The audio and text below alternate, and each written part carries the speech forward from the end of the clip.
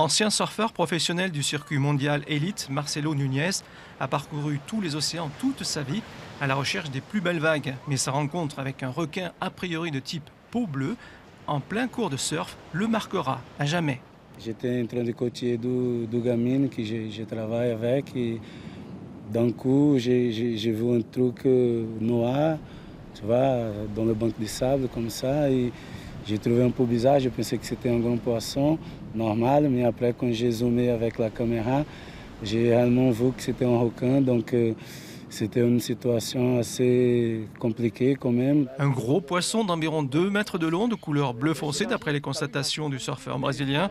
Un requin avec lequel il convient de prendre toutes les précautions, surtout quand on dirige une école de surf. De toute façon, ils viennent chercher de la nourriture, ils repartent après, c'est pas... faut être vigilant, quoi.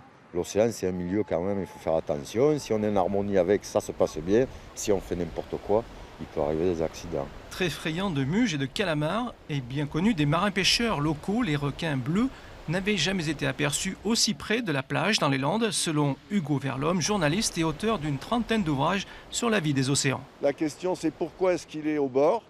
Et ça peut être soit que c'est un juvénile qui a poursuivi par exemple une louvine qui est rentrée dans une baïne et qui s'est retrouvée un peu piégée par la mousse tout près du bord.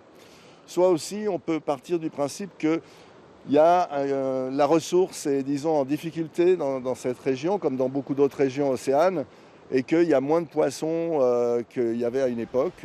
À quelques jours de la saison estivale, sur la plage des Estagnos, à Seignos, chacun espère que ce passage furtif du requin bleu restera une exception.